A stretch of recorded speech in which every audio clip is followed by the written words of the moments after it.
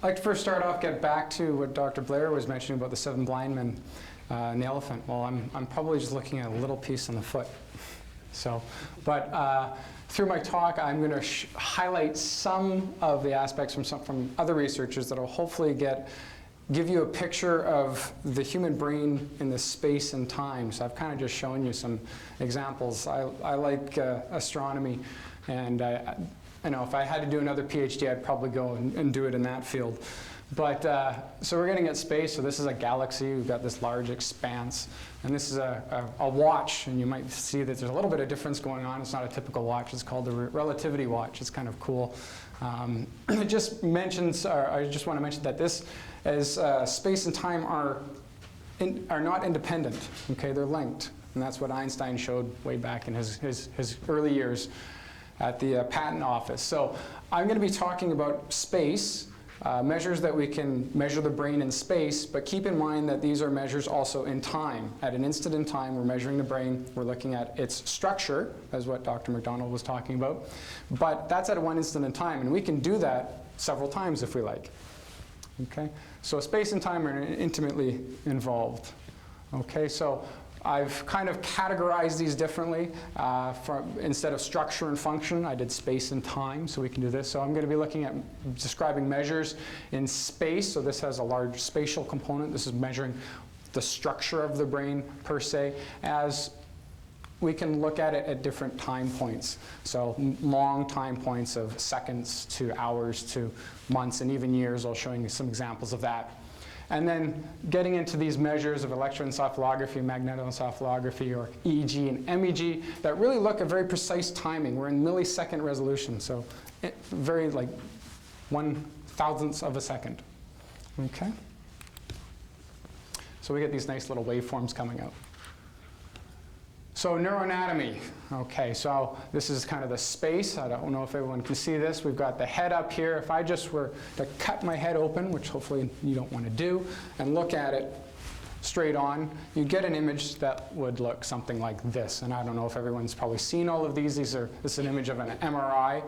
And if I just describe a little bit of what you're seeing here, you have this nice folded cortex. Okay, so you have all these little ridges and folds, and lying just on the surface of those folds and ridges is the cortical layer. That's where a lot of the cell bodies and the neurons reside. And this whiter area, that's where a lot of the axons or the cables of these neurons are transferring information to and from. So Dr. McDonald was talking about coming from the visual up to the frontal. Well, all that information is transferred on these cables or axons, and it's happening in what's called the white matter. So we get the gray matter because it looks gray on these images, and white matter because it looks white on the image. Okay, so if we just take a very small portion and we zoom up on that, what we see is this kind of tree-like forest going on in there. Okay, so the neurons, these are neurons. They've kind of been stained, and they took an image of it. These are neurons. They're cell bodies, or they're where a lot of the information is being integrated, and these large dendrites or dendritic trees. Okay, that's where information is coming into the neuron. So you really can't see one neuron, but we can obviously take a view of that and zoom up. So this is just a little bit of a neurophys and neuroanatomy to get you to understand what we're actually looking at when we're looking at these images. So you have this soma. Okay, it's a big bulb basically of the neuron that integrates all the information coming from the dendrites. So these are these nice, that you can think of a tree, it's the branches, I guess. Receives the information, and then this fine axon that you really can't see here because they are somewhat fine in the cortex is the output. So you have some input, and you have some integration going on, and then you have some output. Okay. So it's talking about space and time, so we're going to be imaging these neurons or clusters of neurons and showing how it changes in maturation. So we can take a picture of the brain at early infancy, mid-adolescence, and keep on going. So space and time again. Okay? So if we look at just the neural maturation of typically higher mammals, like ourselves. What we have in the fetus and early infancy is we have this cell proliferation. This is when the neurons start, dividing, and we get more and more of them. Then they get into what's called, they aggregate into nuclei. They start to cluster, form little globules per se. They're actually called nuclei, or as well as a sheet. So that cortical surface, they start getting into these sheets. And then they say, hey, I want to talk to someone over there. So they start attaching their connections to different areas in the brain. So from the back to the front, you're hearing about in Dr. McDonald's. So they're talking and they're chatting. So like you call on your cell phone and say, hey, I want to chat to someone. You reach out and you touch them. So that's kind of what they're doing here. And then this is happening, mid-adolescence. And then what ends up happening is that say, I'm not too interested in that person anymore. I want to focus in on my really good friends. And I start pruning these other connections away, okay? So it's called synaptic pruning. And you end up strengthening the connections that you're really interested in. And we'll see how this looks, and we can actually image this using magnetic resonance imaging, or MRI, and see how this maturation occurs over time. Okay, so the first little method that I want to talk about is magnetic resonance imaging. You've seen these images before. That's an actual MRI. It's this big, huge magnet that creates 1 or 2, 3 Tesla fields, very large fields. So it's for every Tesla, it's 10 to the thousands of the magnetic field in the Earth. Okay, so if we look at this neural development across ages, so here's an MRI of an infant, 9 months. What you can see is that there's a lot of gray area. So that's a lot of this cortical gray matter. So the neurons are proliferating and they're just kind of generally going to certain regions. Probably by 1 year, you're starting to see some thinning of the cortical surface. So you start seeing this gray matter start to thin and more white matter come out. So this is the synaptic pruning. And up by age 15, you start to really get good connections, and everyone likes their friends. Okay, so we can show this kind of as a movie. We're not just scientists, we're directors and producers of movies. I didn't produce this one. This was produced by some great people down at UCLA, and I hope this will work.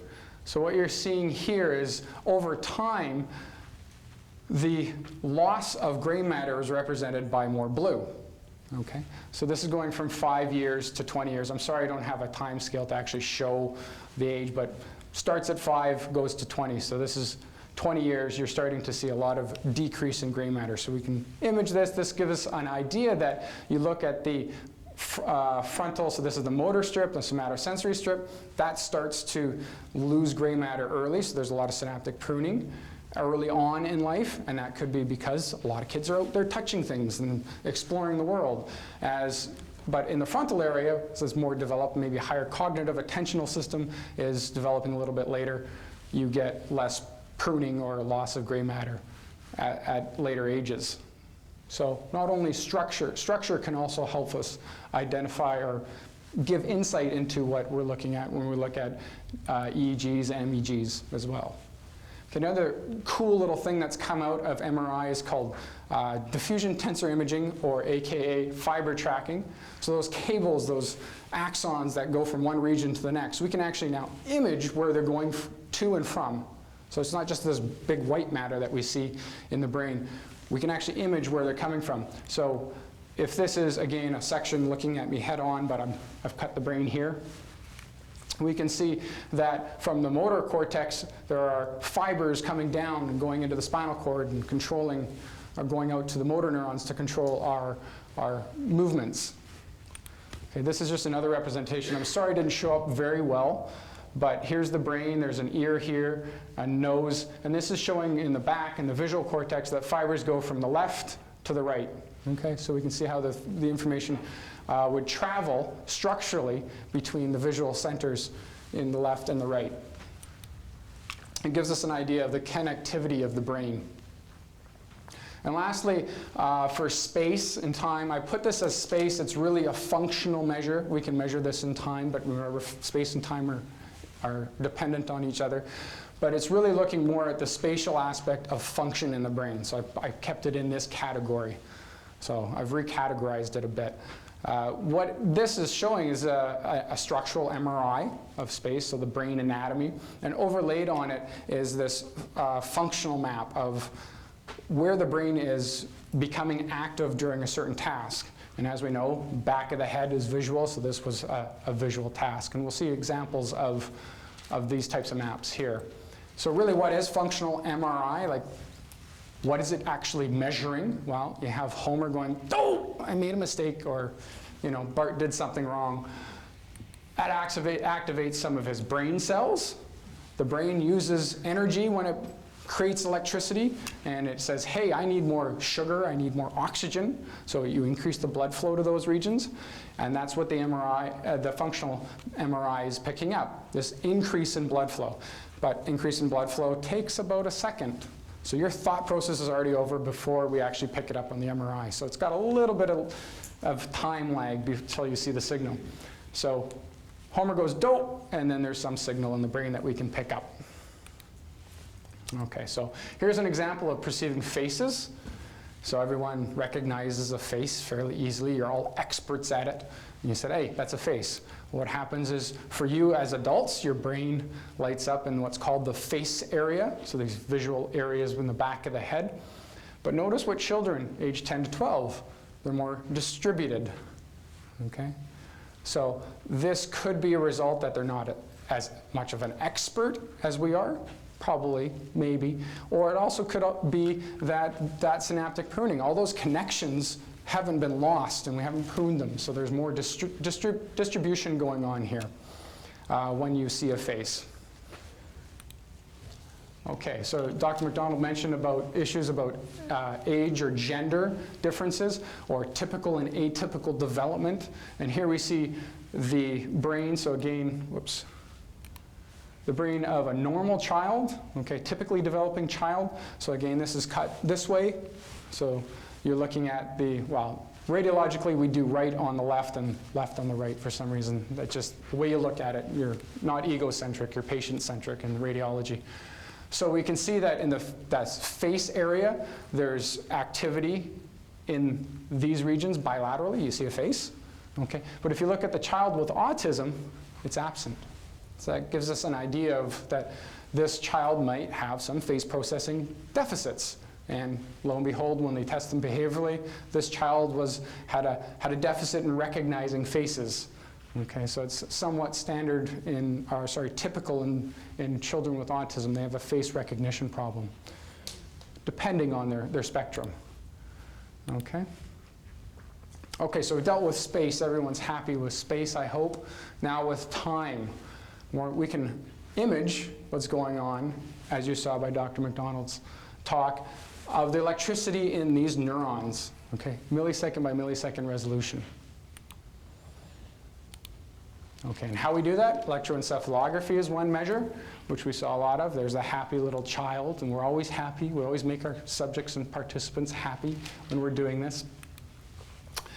And what this is, we put electrodes on the scalp here, and we measure the electricity of these neurons firing away, and what we end up coming out with are these little squiggly lines. Okay, we look at wiggly lines on the screen, and that gives us some information of how the brain, how much the brain is active, by maybe the height of these, when the brain is active, by when the stimulus came on, there's a certain event that happened. Okay, so we can be looking at these different components. And we can see how this changes over years. Okay, so we've got another measure of time coming in here. So at age of 6 months, so if this is perceiving faces, if we have a 6-month-old looking at this, we see this nice little bumpy waveform here. Okay, these waveforms have been categorized, so this is a P1, N1, and P2, or the N170.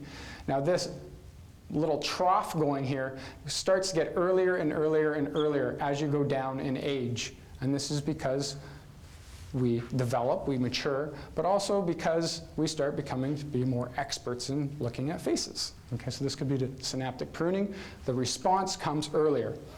And you're saying, okay, well, these look like squiggly little waveforms. Let's see how fast they are. So this is 500 milliseconds, so half a second. So let's see. That's how fast it goes, really. It's half a second. That's how much your brain responds. It's able to recognize a face in about 150 milliseconds.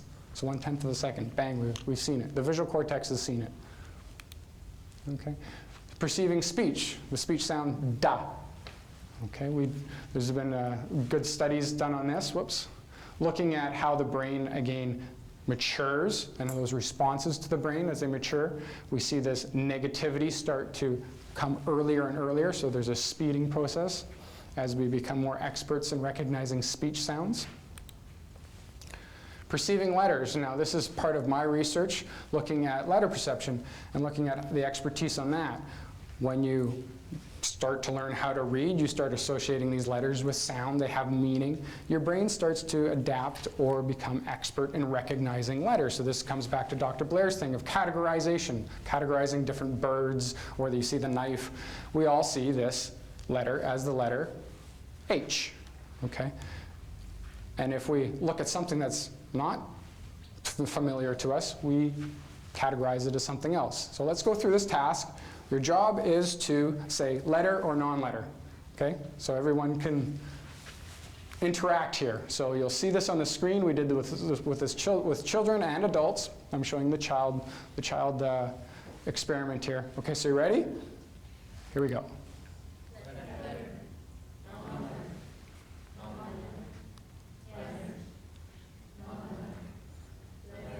Fairly easy, right? Okay. But what about a 5-year-old? How do you think a 5-year-old would do in this? Probably not so well. Okay? They're just starting to learn the letters unless you taught your child letters really early in life.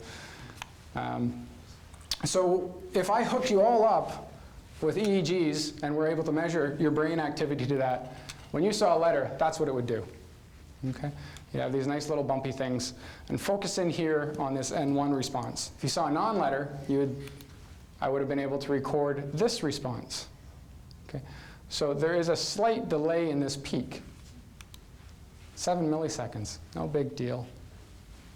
It actually is a big deal. 7 milliseconds in the realm of neural activity is huge. It's at least one connection. Okay? So something is happening in the brain when you're recognizing a letter versus a non-letter. You're more of an expert to a letter. So this is getting at the categorization aspects of Dr. Blair. When experts are recognizing birds that they've seen before and they have a familiarity to that, they're faster and their brain has adapted, and we can record that on the surface of the scalp and say, hey, they can recognize those faster because they've learned it. There's some expertise going on there. That happens also with faces, by the way. A lot of things. Okay, so we can get an idea of where this is happening too. So we've got timing information and where. So this is kind of generally, so this is the nose here, generally over the back of the head. So there's another technique called magnetoencephalography. Anyone hazard a guess what this measures? Anyone? Yes? Magnetism, right. Magnetic fields, and they come from your brain. Anytime you have an electrical current, you have a magnetic field. Okay, so we're actually measuring the magnetic field from the brain responding to the electrical currents flowing in that. Okay, and they're very, very small. I'll show you that in a minute.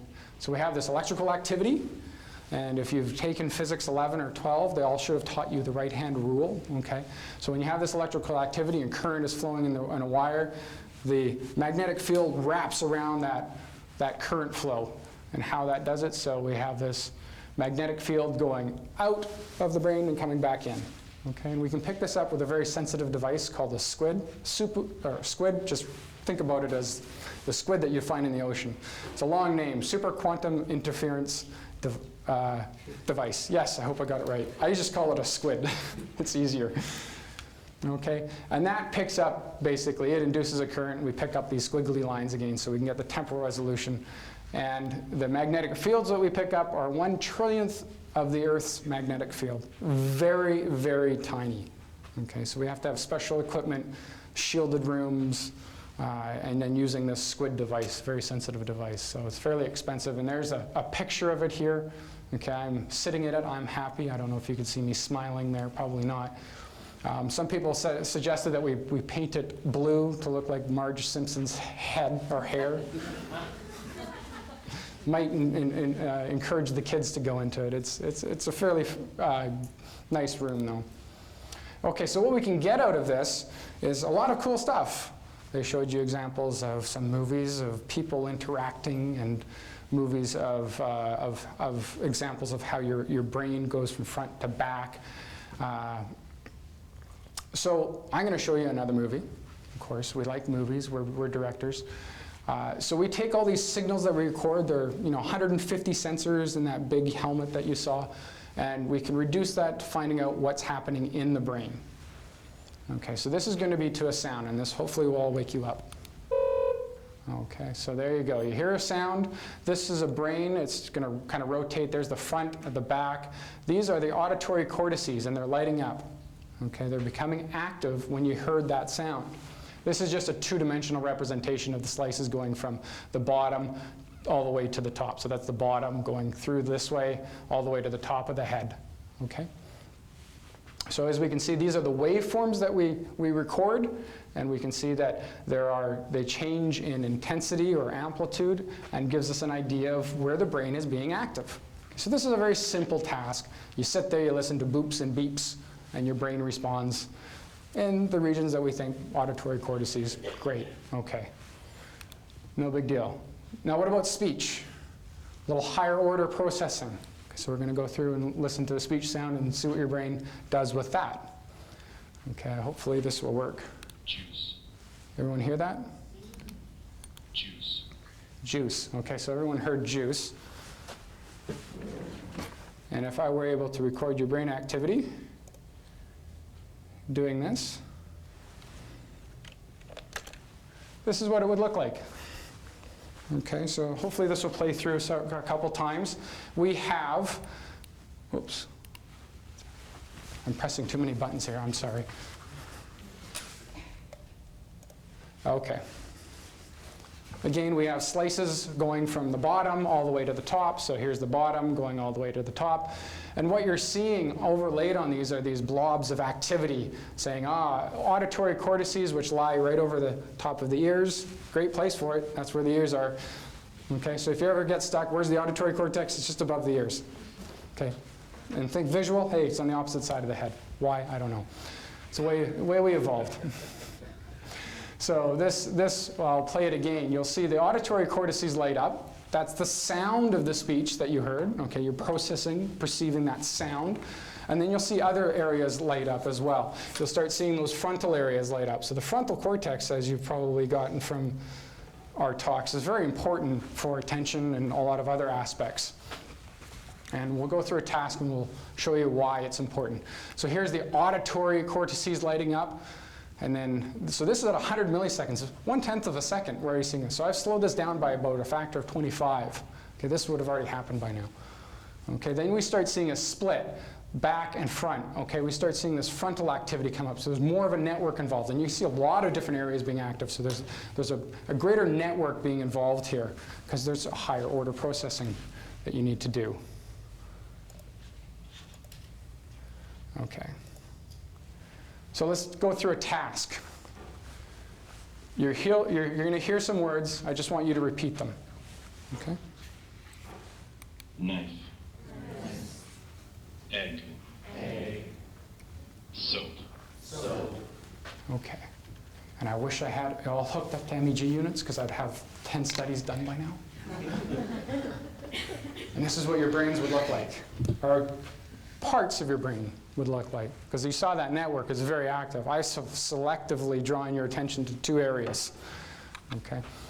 This is the auditory cortex. So this is the front of the head, the back of the head, and we're looking at the left side now of the brain. This is the auditory cortex, and you get this nice peak response. That's that N1 response that's responsible for hearing the sound, so the perception of the speech sound itself. And in this frontal, we get a little bit of a blip, okay, because your task was to repeat the sound. Okay, second part of the task, this is it. It's to generate, when you hear the sound, don't repeat the sound, but come up with some word that's an action associated with it. So if I were to say ball, you would say pass, throw, okay? So can we try this here? You just blurt them out, yell them out. Juice. Teeth. Cheese. Fairly simple. Now look at what your brain does. Okay? It's quite different in certain regions, isn't it? I'll highlight them for you. Draw your attention to them, focus you on them. And this is kind of what you're doing in your brain. Your frontal cortex draws attention to certain aspects, certain regions. It says, okay, allocate more of your attention or your resources here because you need to process the sound of the speech. So there's greater activity when you're repeating the words in the auditory cortex because you want to pay attention to those phonemes because you're going to have to repeat them. When you're thinking about the word, the meaning of the word, you don't really care so much about the speech sound. You care more about the meaning. And so you have greater activity up here in the frontal region. And that can give us insight into which regions are involved in sound processing and which regions are involved in meaning. Pretty cool stuff. Okay, one last example. And I put this one in at the end because I think it also emphasizes what we're trying to get across here is that as you start getting into higher order processing, your brain gets into different networks and sets it up going into greater activities and different regions talk back and forth to each other. So this is actually from Dr. Blair's experiment, which you saw before when they're categorizing the eyes. We can now go in and image what's happening when they're actually moving their eyes. And we can see when they start focusing in on these regions versus focusing in on these regions per se. What are they doing differently? So this is just an example of someone moving their eyes, which is actually me, and their brain's responding to it, okay? So you got some frontal activity, which is actually the motor activity driving the eyes, and then after you focus in on a region, your attention's drawn to a region, you start getting activity in the back of the head here. So this is the front and back. So we can start imaging the types of tasks that Dr. Blair and Dr. McDonald have been showing and putting them directly into the brain with these types of measures. And this was an eminent psychologist named Dr. Endel Tulving. We have to stick with it because an eminent psychologist. It's called Grand Eye Movement Monitoring and Magnetoencephalography, or GEM-MEG for short. He likes anagrams. So. And I think I have to use my cursor for this. So that's getting back now just to the summary. So we have space and time. We see that they're intimately linked. So we saw some measures of space. That can also be measured in time, over time.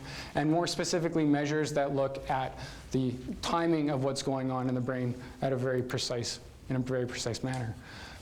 So I just want to recognize the supporters of my research. NSERC, Michael Smith Foundation, Down Syndrome Research Foundation, where that MEG unit is. We look at people with Down syndrome and all different types of atypical development. Human Early Learning Partnership, and of course, Simon Fraser University. So if you want to check us out, Human Brain Research Laboratory, this is my gratuitous plug. I'm new. I need subjects. I need participants. I need help. So if you have a child or if you like to volunteer yourself, come to the website. You can come down and talk to me after because these are always welcome. So thank you.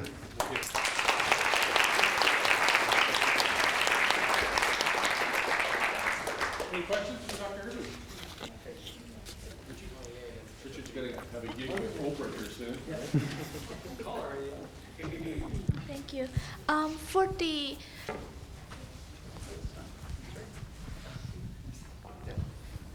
in the later experiments, you said that the adult actually has a better connection, so they could recognize letters better than a 5-year-old. What about? But some studies show that children actually learn second language better than the adults. What do you suppose that is? I don't do second language bilinguals just yet, and I don't know of anyone that's done the letter aspect of it. They've certainly done speech. And the children, or the bilinguals actually, when they get to adults, they do have different regions lighting up. I don't know exactly where, so I don't really want to speak to them, but there are studies that do look at bilingualism, and their brains are different. I do know that's related to switching or attention, because I was working with people that did this study, that bilinguals are a little bit better at being able to switch the task when there's a task that's not even related to language, okay? They're able to switch back and forth easier or faster, and they have different brain responses to that. Because likely that when they learn to speak in a bilingual environment, you have to switch back and forth between your one language versus your next. So there's some switching benefit there, and it actually transfers over into other tasks. Good question. Okay, I was wondering, because I was seeing the squiggly line thingies with your electrical and magnetism. I was wondering, why does the electrical one seem to go up and down while the magnetism one seem to go consistently in one direction? Oh, okay, that's actually a trick. They do go up and down as well. What we've done is we've just taken all the ones that go down and put them up. It's a technical issue that we have many of these squiggly lines in the brain, and they can actually be flipped one way or the other, just by random, the way the technique works. So we put them all up so then we can average them and look at them together. The different brain imaging, Sorry. The different brain imaging techniques, EEG and MEG, are they basically the different ways of doing the same thing, or what are the actual differences and different uses? It's a very good question. So why do we have this other piece of equipment to do the same thing? They do very similar things. So they are measuring the electricity in the brain, or the resultant magnetic field of electricity. One of the key differences is that with the electrical, or the EEG, the electricity spreads from the neurons in the brain and spreads out along through the tissue. Okay, when it spreads through the tissue and skull and along the scalp, it actually reduces or attenuates. Okay, so you get some reduction in the signal. Magnetic fields go straight through the head. You know, there's no reduction in the signal. So we're able to get a better localization of the activity in MEG versus EEG. So that's one advantage. A second advantage, which is key or critical to working with special populations who won't sit for probably about 20 minutes for you to put on this nice cool cap and look really, scientific. They typically don't like you to touch them on their head for very long. So the MEG, there are no scrapings or proddings, so you can just sit them in this unit and let them go, and they're usually quite happy and get the task on. So the special populations is another key. Several others. Cost is the big disadvantage. Cost, okay, the disadvantage is cost. MEG is like MRI. It uses helium to cool these squids. It uses helium to cool magnets, and MRI uses helium. So we have a lot of helium costs, which is quite expensive. So, What is actually the resolution of both those methods? Is it millimeters? Is it centimeters? EEG or MEG? With both of them. Okay, EEG is about, people would say, on the order of a couple centimeters. Okay, MEG is a little bit better. I would be conservative and say a centimeter. But some people would suggest that it's even in the millimeter range. It also depends on whether you're just talking about, if you take one static image, what's the resolution? Where is that source coming from in the brain? That's probably in the order of centimeters. But if you're trying to discriminate between, say, you hearing a boop versus a beep, you have two sources. Those sources we can actually separate in the millimeter resolution. Okay, so it's an issue of basically linear resolution versus functional resolution. So I hope that answered your question. One more word. I have a question. It's probably happened to everybody. I went to bed last night after feeling drowsy and thought, boy, I'm going to have a wonderful night's sleep. And I got into bed. And then I was drifting off when I heard somebody hammering next door. And I was instantly, instantly at 1:30 in the morning, I was instantly awake. And what happens to us? What happens to our brain in a circumstance like that? Why is it so difficult to get back to sleep? Oh, it's probably your level of arousal. I mean, we evolved the systems when you hear something alarming to, the auditory system is not just connected to other brain areas that cause electricity. They also connect to different brain areas that secrete hormones, and those hormones then activate other hormones, which is like the cortisol system, and your whole system ramps up and you get agitated, and then you have to bring that system back down. Okay, so when you hear a sound that's alarming, you're gonna, wow, I'm agitated, I'm in a fight type of a response, and your cortisol levels come up, and your brain might settle back down, but your other parts of your system, your cortisol, which actually affects your brain, are still kind of keeping you a little bit agitated and aroused. So that's probably why that takes a little bit longer to get you down. Teenage kids are tiptoeing to come in at night, the tiptoeing will wake you up like Yeah. that. Depends on your attention to what you want to be seeking. Well, thanks to all our speakers.